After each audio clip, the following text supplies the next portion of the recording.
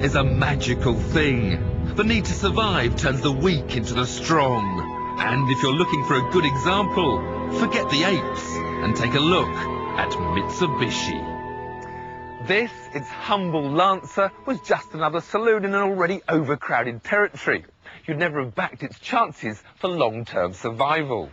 But in 1992, in Evo form, nearly 250 horsepower grabbed it a foothold in life. It was the first of a long line. The Evo 2 quickly followed, and by 1995 we already had the Evo 3.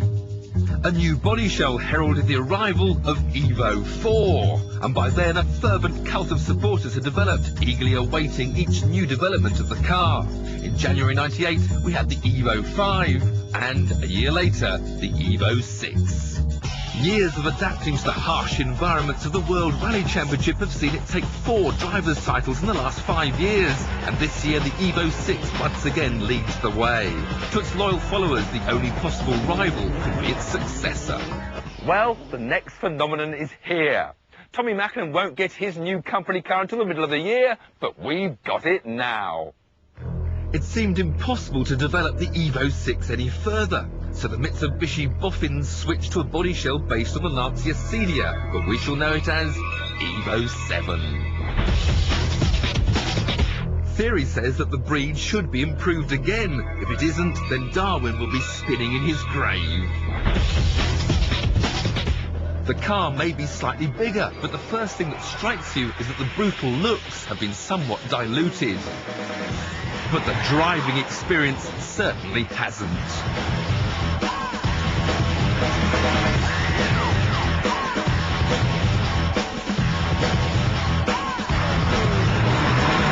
Well, on first impressions, the 7 is just as much fun as the 6.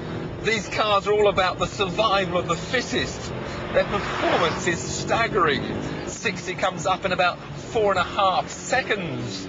Now, this Evo 7 has got no more power than the 4, 5 and the 6. They've all had 280 bhp, but it has got a bit more torque low down, so it'll pull out of corners at lower revs.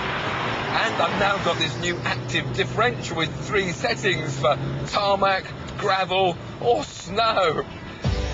If you're tempted, then Mitsubishi dealers will have them in September, but grey importers are offering them right here, right now, for about £27,500. Of course, the Evo 7 isn't the only Japanese 4-door saloon that's been quietly evolving, because its old rallying nemesis, the Subaru Impreza, never lets it get ahead.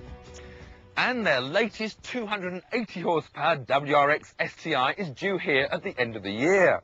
If you want one before that, you'll have to go grey.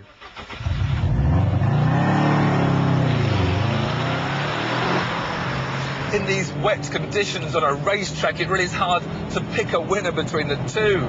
But I certainly feel I've moved upper class in this Subaru cabin. I much prefer the dials, the trim levels are a much more quality feel about them. And I just love looking out over that famous Subaru power bulge. No active differential to play with, but a 6-speed gearbox which slots home really neatly, and the same 4-wheel drive, rally-inspired, awesome grip levels. The Subaru tends to understeer a little bit more than the Mitsubishi. It's not quite so sharp. But of course, if you go left and then right, it'll go sideways.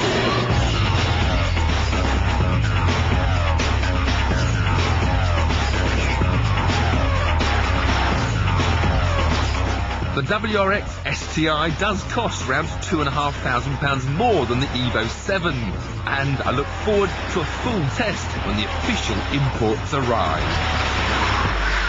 But on first impressions, I'll take the Subaru.